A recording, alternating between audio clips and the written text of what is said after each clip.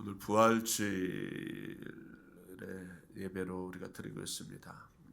오늘 부활절 예배에 참석한 모두에게 예수님의 부활이 또 여러분들에게 기쁨과 소망과 승리의 부활이 되기를 간절히 축원을 합니다. 우리 옆 사람과 부활절 인사를 한번 나눠보겠습니다. 예수 부활하셨습니다. 정말 부활하셨습니다.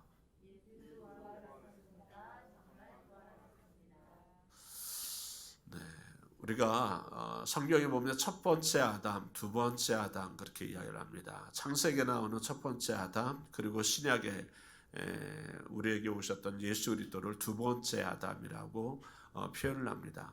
근데 이 첫 번째 아담은요, 인류의 죄와 죽음의 문제를 가지고 온 것이 첫 번째 아담이에요. 첫 번째 아담이 에덴 동산에서 정말로 하나님의 말씀대로, 여호와의 말씀대로 온전히 살았다면 죄의 문제가 있지는 않겠죠. 근데 첫 번째 아담은 자신의 본능적인 모습, 자기의 욕심에 이끌려서 인류의 죄의 문제가 생겨나게 되었습니다. 이 문제를 해결하기 위해서 두 번째 아담, 예수 그리스도가 이 땅에 오셨습니다. 그 예수님께서 십자가의 죽으심 또 부활하심으로 그 죄의 문제를 완전히 해결했다라는 것, 이것은 아마 신앙생활을 어느 정도 하셨던 분들, 또 말씀을 들었던 분들은 모르는 사람이 없을 정도로 많이 들었습니다. 첫 번째 아담이 죄의 문제를 만들었다면 두 번째 아담 예수 그리스도는 그 죄의 문제를 해결했다. 이것이 어쩌면 복음의 내용이고 핵심이기도 합니다. 그런데 아직까지도 많은 성도 가운데에서는 죄의 문제라는 것이 해결되었음을 인식하지 못하고 신앙생활하는 경우가 참 많이 있다는 것입니다. 심지어 교회의 지도자, 목회자나 중직 가운데서도 이 죄의 문제 때문에 심심치 않게 넘어지는 경우를 보게 됩니다. 왜 그럴까? 예수 그리스도의 십자가의 복음, 부활을 정확하게 우리가 인지하지 못하고 있다는 것입니다. 많은 사람들이 십자가의 복음을 무엇이라고 이야기하느냐? 바로 죄사함이라고만 생각을 한다는 것이에요. 우리가 십자가 그러면 떠오르는 게 뭡니까? 예수 그리스도가 죽으셨다라는 것이에요. 왜? 나를 위해서 죽으셨다라는 것이에요. 나의 죄 때문에 죽으신 것, 그것이 십자가라고 생각을 합니다. 틀린 말이 아니에요. 십자가를 우리는 생각하고 볼 때마다 예수님이 나를 위하여 지셨던 것, 그렇게 생각을 합니다. 근데 십자가의 복음을 죄를 사하여 주는 속죄라는 교리에만 머물러 있으면 문제가 참 많다라는 것입니다. 여러분들, 예수님이 십자가에서 우리를 대신하여 죽으심으로 우리의 모든 죄가 용서받았다라는 것, 이것은 분명합니다. 우리가 그렇게 믿고 고백을 합니다. 이것은 맞는 말입니다. 근데 우리는 그런 말을 하죠. No cross, no crown. 그렇게 이야기를 합니다. 그러니까 이걸 고난 없이는 영광도 없다. 그렇게 말을 하고요. 또 한편으로는 No cross, 십자가 없이는 부활도 없다. 그렇게 표현도 합니다. 여러분들, 십자가가 분명히 있어야 되는 게 사실이에요. 그 십자가가 우리의 모든 죄를 용서해 주셨다라는 것은 분명합니다. 그렇게 우리는 믿고 고백을 합니다. 근데 문제는 뭐냐? 크로스 다음에 크라운이 우리에게 있어야 되는 거예요. 십자가 다음에 부활이라는 것이 있어야 돼요. 고난 다음에 영광이라는 것이 우리에게 있어야 됩니다. 그런데 우리는 자꾸만 이 영광을, 부활을, 죄를 사함받았다라는 어떤 그 사건 하나로만 만족을 하고 있다는 것이에요. 우리의 삶이 달라지지를 않는다는 것입니다. 자꾸만 다시 과거의 죄로 돌아가려고 하는 것이 우리의 모습이라는 거예요. 여러분들, 죄를 지었어요? 주님 앞에 나서 회개합니다. 용서해 달라고 해요. 그 근거를 주님이 나를 위해서 십자가를 지셨잖아요. 주님이 나를 위해서 십자가에서 죽으셨잖아요. 그러니까 내 죄 용서해 주세요라고 기도합니다. 새롭게 살아보겠다라고 용서해 달라고 합니다. 그런데 얼마 지나지 않아서 이 죄를 다시 반복한다라는 것이에요. 여러분들, 신앙생활이 죄짓고 회개하고 용서받고, 죄짓고 회개하고 용서받고, 이것이 신앙생활은 아니겠죠. 여러분들 신앙생활하는 것이 나 죄 지었어. 용서해 주세요. 회개 받았어. 그리고 또 다시 죄 짓고 용서해 주세요. 회개 받았어. 이것이 반복되는 것이 신앙생활이 아닐 것입니다. 근데 사람들이 속죄의 교리, 십자가가 바로 나의 죄를 대신해 주셨다라는 것을 믿기는 하는데 이것이 단지 속죄의 교리로만 하는 거예요. 야, 나의 죄를 사하여 주셨다라는 것에 대해만 만족한다라는 것이에요. 크든 작든 죄라는 것은 부끄러운 것입니다. 죄라는 것은 부끄러워요. 하나님께 용서받았다고 해서 죄가 갑자기 자랑거리로 변하는 것은 아닙니다. 우리가 간증할 때 누가 더 많이 죄를 지었는지, 내가 큰 죄에서 하나님의 은혜로 어떻게 됩니까? 용서함 받고 새롭게 되었다. 이걸 간증을 해요. 근데 어떨 때 보면 이 간증이 누가 더 많이 죄를 지었는지 그것 증거하는 것 같은 느낌이 들어요. 나는 이렇게 큰 죄를 지었습니다. 이 큰 죄를 지었다가 주님의 은혜로 새롭게 되었습니다. 죄가 크면 클수록 그 은혜가 큰 것처럼 느껴지는 거예요. 여러분들, 우리가 좀 생각해야 되는 게 오늘 부활주일인데요. 십자가를 통한 부활이 왜 필요한지 다시 한번 로마서의 말씀을 보면서 우리가 부활의 아침을 지내고자 합니다. 오늘 본문의 1절과 2절을 보면 이렇게 말씀을 합니다. 1절과 2절입니다. 같이 읽도록 하죠. 시작. 그런즉 우리가 무슨 말을 하려? 은혜를 더하게 하려고 죄에 거하겠느냐? 그럴 수 없느니라. 죄에 대하여 죽은 우리가 어찌 그 가운데 더 살리요? 우리가 전에 로마서 말씀을 계속 봤었어요.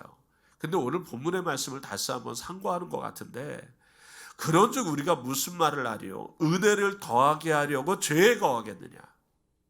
은혜라는 것은 하나님께서 주시는 뜻밖의 선물이죠. 우리가 어떤 값을 주고 사는 것이 은혜가 아니에요. 선물이라고 이야기를 합니다. 받을 자격이 없는 사람에게 베풀어 주시는 사랑이 은혜예요. 그러니까 우리가 하나님의 은혜, 사랑을 받았다고 하지 내가 하나님의 은혜를 내가 샀다라고 이야기하지는 않습니다. 우리는 은혜 받을 만한 자격이 없는 사람이에요. 그걸 우리가 받을 만한 자격이 없는데 하나님께서 우리에게 주셨다라는 것이에요. 그 은혜가 구체적으로 예수 그리스도의 십자가입니다. 그 십자가를 우리가 돈으로 살 수 있는 것이 아니에요. 하나님이 우리를 위해서 주셨다라는 것이에요. 근데 본문에 뭐라고 합니까? 그 은혜를 더 받겠다고 계속해서 죄를 지어도 괜찮겠느냐 그렇게 말하는 거예요. 야, 은혜나 많이 받겠다고 죄를 계속 더 짓는 거예요. 그래야 십자가가 나에게 다가오니까. 이건 뭐가 잘못된 거죠. 자녀들이요, 부모 사랑 더 받겠다고 계속 죄를 지어요. 죄를 지으니까 어떻게 해요? 부모가 관심 가져주네? 그러니까 내가 더 죄를 지어야지. 이건 잘못된 표현이죠. 하나님이 계속해서 용서를 베풀어 주시도록 계속해서 죄를 짓는 것이 맞느냐? 그렇게 질문하는 거죠. 여러분들, 하나님이 본래 용서해 주시는 분이시니까 우리가 또 죄를 지어도 얼마든지 이해해 주실 거야. 이러한 생각을 가지고 신앙생활 한다면 그거는 인간의 못된 죄성이지 진정으로 죄를 용서받은 사람들이 취해야 될 태도가 아니다라는 것입니다. 그런데 많은 그리스도인들이 이러한 신앙생활을 하고 있다는 것이에요.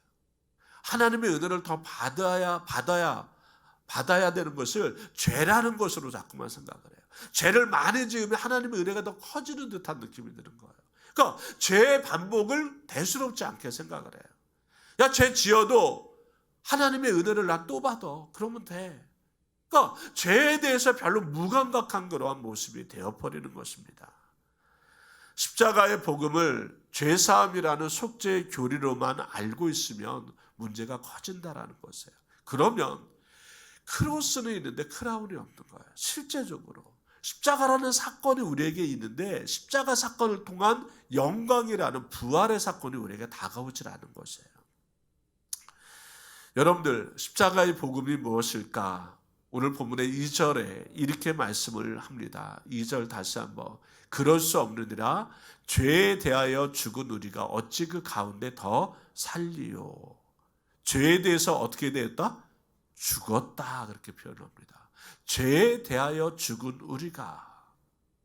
여러분들, 죽음이라는 것은 뭐예요? 우리가 쉽게 표현하면 죽음은 끝입니다. 알파와 오메가, 처음과 마지막.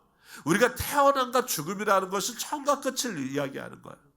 죽음이라는 것은 완전한 단절이라는 것을 의미합니다. 모든 것이 끊어진 것이 죽음이에요. 죄를 완전히 묻어버리고 잊어버리고 더 이상 상관하지 않고 살아가야 비로소 죄에 대해서 내가 죽었다라고 말을 하는 것이에요. 여러분들, 십자가의 은혜로 죄사함을 받았다고 하면서 여전히 그 죄 가운데에서 살고 있다면 어떻게 될 거냐라고 바울은 묻는 것입니다. 죄를 용서받았다고 하면서 똑같은 죄를 반복하고 있다면 하나님의 은혜를 단지 위기의 순간을 모면하는 싸구려 은총으로 취급하는 것과 뭐가 다를 바가 있느냐 말을 하는 거죠. 바울은 좀 더 나아가서 세례의 예를 듭니다. 세례받는 것에 대한 예를 들고 예수님의 죽음과 우리의 죽음의 관계가 어떤 건지를 말씀을 합니다. 우리 3절 같이 읽도록 합니다. 3절 읽습니다. 무릇 그리스도 예수와 합하여 세례를 받은 우리는 그의 죽으심과 합하여 세례를 받는 줄을 알지 못하느냐.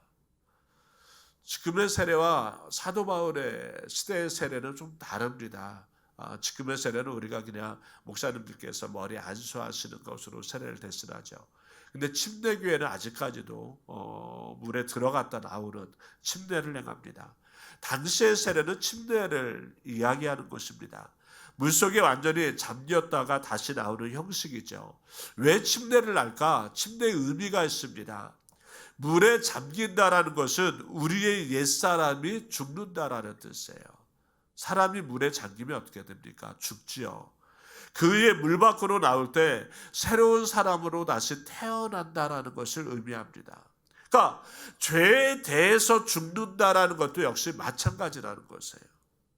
그의 죽으심과 합하여 세례를 받는다고 표현을 해요.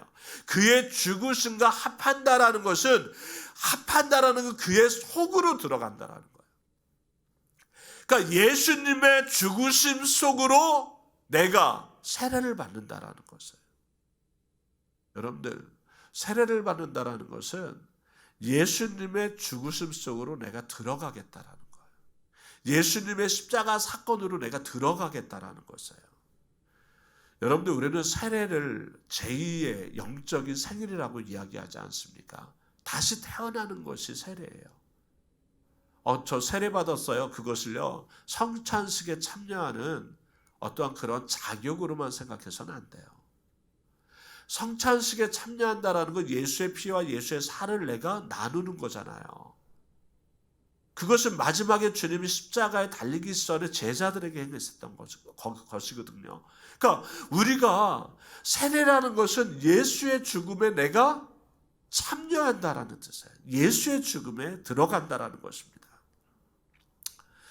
물 아래 들어갔을 때, 침례받을 때 죄라는 옛 나라를 뒤에 남겨두고 떠나는 것이에요. 이제 죄라는 것이 나와 상관없는 삶으로 된다라는 거죠.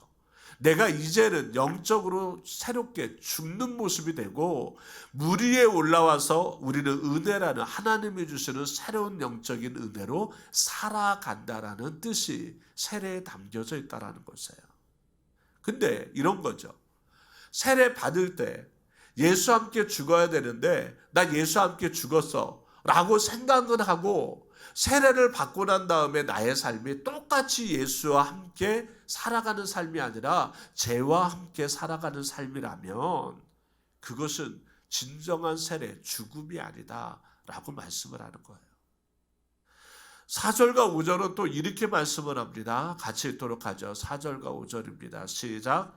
그러므로 우리가 그의 죽으심과 합하여 세례를 받음으로 그와 함께 장사되었나니 이는 아버지의 영광으로 말미암아 그리스도를 죽은 자 가운데서 살리심과 같이 우리로 또한 새 생명 가운데서 행하게 하려 함이라.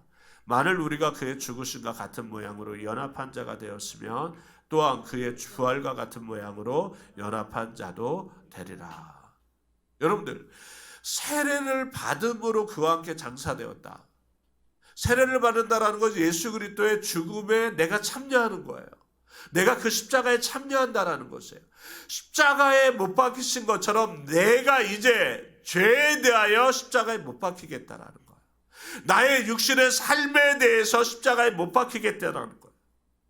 세례를 예수님과 함께 장사하는 것이라고 내가 그렇게 여긴다면 마지막에 예수의 부활하심과 같은 모양으로 연합한 자도 되리라.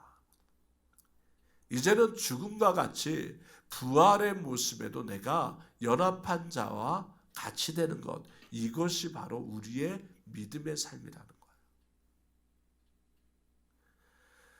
세례받은 사람은 나도 죽었다고 하는 믿음이 있어야 되는 것이에요. 나도 죽었다. 그리고 부활에 참여한 자는 이제 나도 살았다라고 하는 믿음이 있어야 되는 거예요. 그저 죄를 용서받았다라고 하는 수준에만 머물러 있는 것이 아니라 이제는 여전히 내 자신이 죽지 않고 살아서 주인 노릇하는 그러한 죄에 대해 묶여있는 자가 아니라 이제 그 죄에 대해서 나는 자유함을 얻는, 이제 그 죄가 나를 더 이상 나를 묶지 못하는 그러한 삶으로 살아나는 것이 바로 부활에 참여한 자의 모습이라는 것이에요.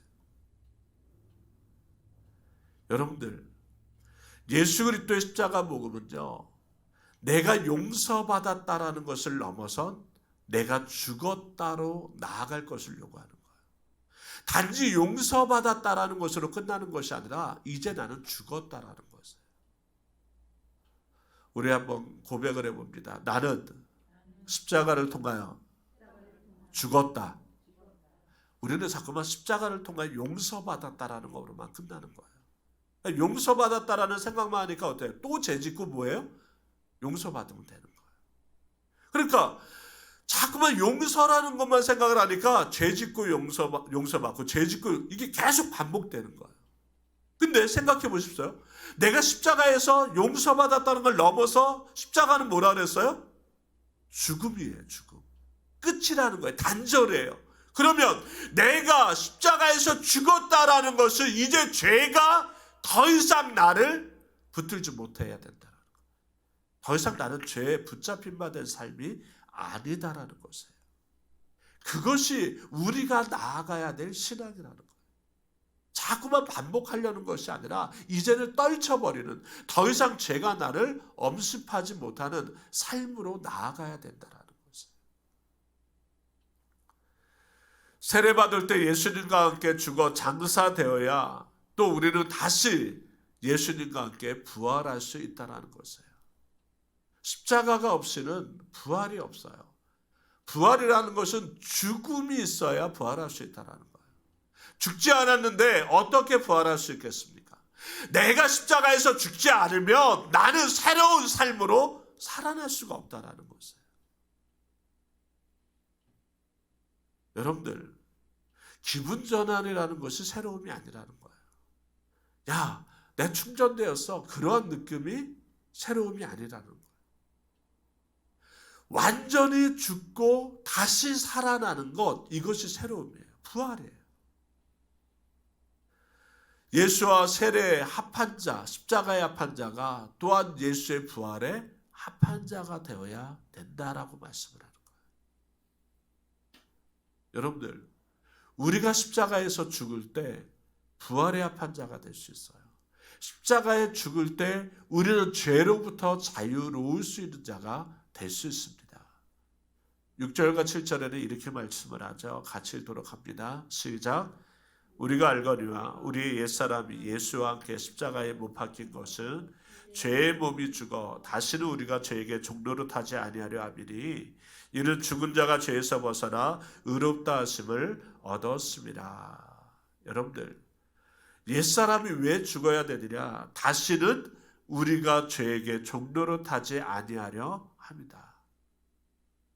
우리가 왜 죽어야 될까? 다시는 죄로부터 종노릇하지 않기 위해서 우리는 죽어야 된다는 것이에요. 옛사람이 죽었다고 해서 우리의 육신이 죽은 것이 아닙니다. 우리의 육신이 버젓이 살아있기 때문에 우리는 여전히 육신의 요구를 가지게 되어 있습니다. 그러나 우리의 욕구가 하자는 대로 죄를 지으면서 살았던 옛사람, 이것은 이미 예수 앞하여 세례를 통해서 죽었다라고 말씀을 하는 것이에요. 여러분들, 그리스도의 십자가는 나의 죄를 용서해 줄 뿐만 아니라 내가 그리스도와 함께 죽는 사건이라고 이야기를 했어요. 그 그리스도와 함께 죽을 때 죄에게 종로로 타던 나의 옛사람이 십자가에서 이제 죽게 되는 것입니다. 여러분들, 내가 죄에 대해서 죽게 되면 어떠한 현상이 나타나느냐? 그러면 죄에 대해서 나는 감각이 없어지는 거예요. 죽은 자는 감각이 없잖아요. 산 자가 감각이 있는 거 아니에요? 죄에 대해서 내가 자꾸만 이전에 살아있었기 때문에 죄에 대해서 민감한 거예요. 죄의 소리가 잘 들려오는 거예요. 죄의 유혹이 나를 넘어뜨리기에 너무 좋은 거예요. 근데 십자가에서 죽었다라는 것은, 예수 그리스도의 십자가에서 죽었다라는 것은 죄에 대해서 이제 죽는 거예요. 죄에 대해서 이제 단절하는 거예요. 죄의 소리가 나에게 들려지지 않게 만드는 거예요. 더 이상 죄가 나를 넘어뜨리지 못하게 만드는 것이 십자가에서 내가 죽는 거예요. 그러면 희한하게도요, 십자가에서 죽었는데 나는 다시금 주님이 부활하신 것처럼 하나님의 의도로 부활하는 삶이 된다라는 것이에요. 은혜라는 게 뭔지 아십니까? 하나님이 주시는 선물이라 그랬잖아요. 근데 은혜 받을 때의 느낌은요, 죄에 대해서는 죽고 하나님의 삶에 대해서는 내가 살아있는 것이 은혜예요.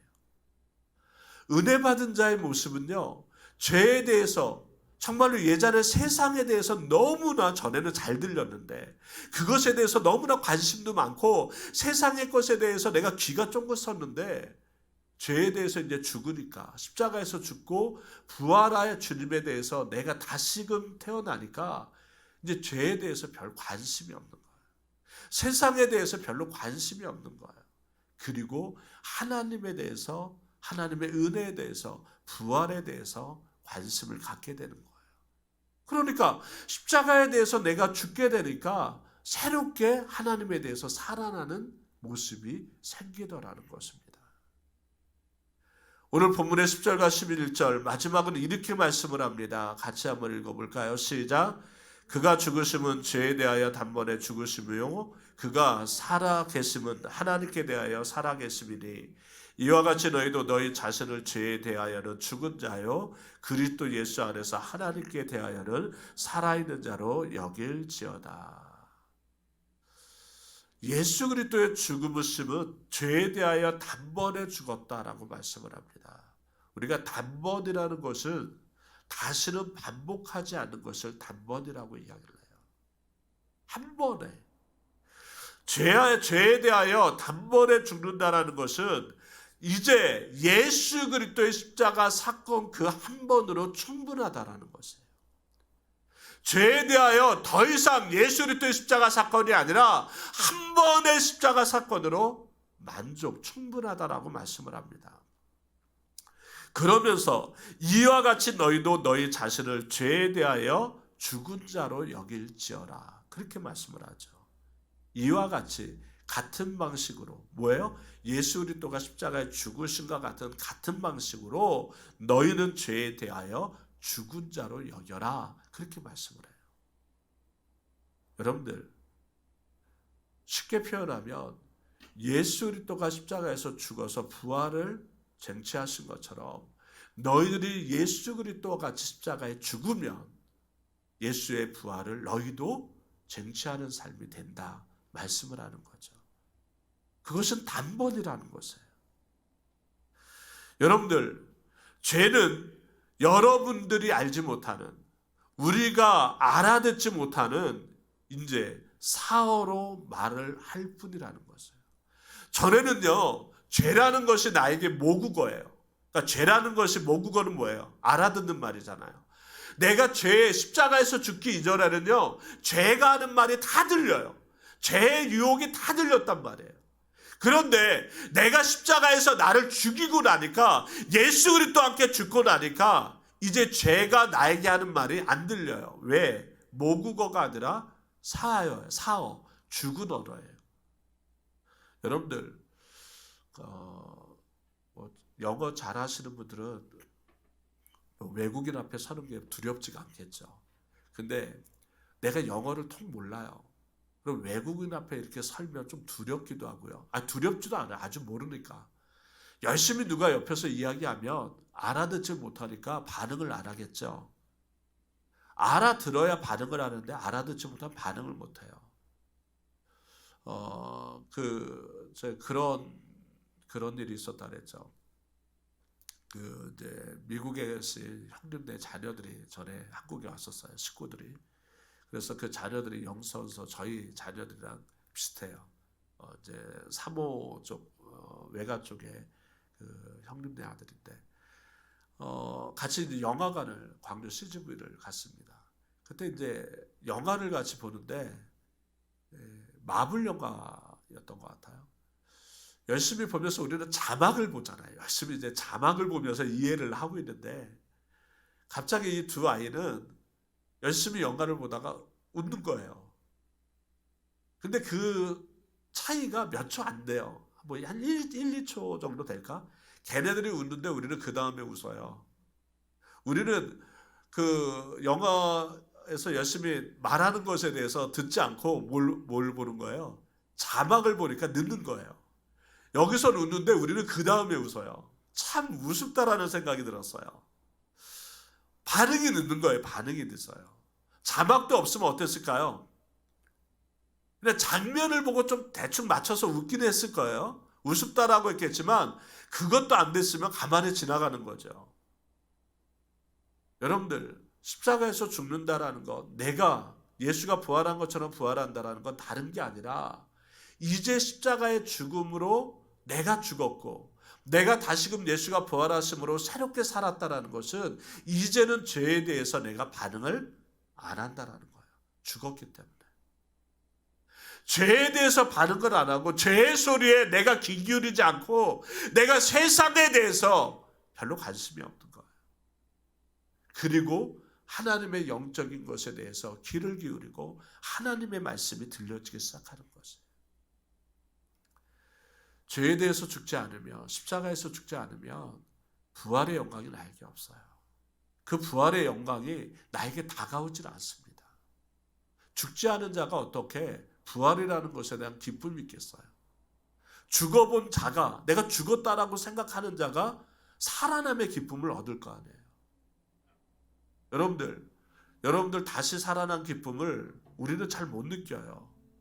영적으로 정말 우리는 느껴야 되는데 잘 못 느껴요. 왜? 죽질 않으니까. 근데 그런 사람이 있죠. 죽었다가 살아났다. 그렇게 말하는 사람이 있어요. 정말로 죽을 것 같았었는데 살아난 사람은 그 느낌을 아는 거예요. 아, 이게 살아나는 거구나. 정말로 죽을 것 같았었는데 살아났구나. 왜 우리는 부활절이 나에게 크게 다가오지 않을까? 죽으려고 하진 않으니까. 십자가에서 내가 죽지를 않았으니까 부활의 기쁨이 없는 거예요. 내가 얼마나 큰 선물을 받았는지 모르는 거예요. 나는 죽는다고 이야기를 하면서 정말로 죽질 않는 거예요. 예전의 모습처럼 세상의 죄악의 소리가 계속 들리는 거예요. 왜? 죽지 않았으니까. 그러면서 부활의 기쁨에 참여하려고 하니 기쁨이 없는 거죠. 하나님의 영적인 은혜가, 하나님의 영적인 말씀이 나에게 들려오지를 않는 거예요.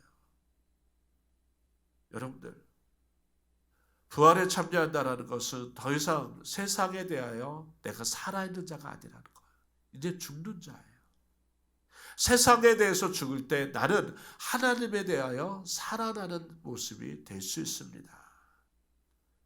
죄에 대해서 죽고 나니까 하나님의 말씀이 귀에 들어오기 시작하는 거예요. 하나님의 은혜가 느껴지기 시작하는 거예요. 하나님이 나에게 주시는 말씀이 얼마나 귀한 것인지를 알게 되는 거예요. 이제는 세상 것이 아닌 하나님의 것으로 살아가는 것이 얼마나 좋은 것인지를 알게 되는 것입니다. 그래서 이것이 하나님께 대하여 산 자, 부활에 합한 자라고 말씀을 하는 것입니다. 여러분들, 우리가 애쓰고 노력해야 되는 일이 아닙니다. 예수님께서 십자가의 복음과 부활을 통해서 이미 그렇게 만들어 놓으셨다라는 것입니다. 우리는 단지 예수님과 함께 죽고 예수님과 함께 살기만 하면 된다라고 말씀을 합니다. 우리의 삶의 주인이 주님이 되도록 우리는 모셔드리면 된다라고 말씀을 합니다. 여러분들, 부활의 아침, 이 부활주일, 예수와 함께 죽고 예수와 함께 사는 믿음의 모습이 되시기를 바랍니다. 단지 죄에 대해서 용서함이라는 것으로만 끝나는 것이 아니라 죄에 대해서 내가 죽었다. 그래서 이 부활의 아침이 나에게 너무나 큰 기쁨이고 영광이고 축복임을 우리는 믿으며 살아가는 자가 되어야 됩니다. 예수님과 함께 십자가에서 죽기로 작정하는 자가 다시 살아날 수 있습니다. 죽는 자가 살아날 수 있다. 주님이 우리에게 늘 말씀하시는 것이 역설이죠. 살려고 하는 자가 죽게 되고 죽으려고 하는 자가 살게 된다라는 것입니다. 하나님의 일하심에 우리는 믿음으로 뛰어들어야 됩니다. 정말로 십자가에 죽으신 예수님이 죽으셨던 것처럼 나도 십자가에 죽기를 원해야 됩니다. 그럴 때 우리는 주님이 부활하신 것 같이 나는 새롭게 나타날 수 있다는 것이에요.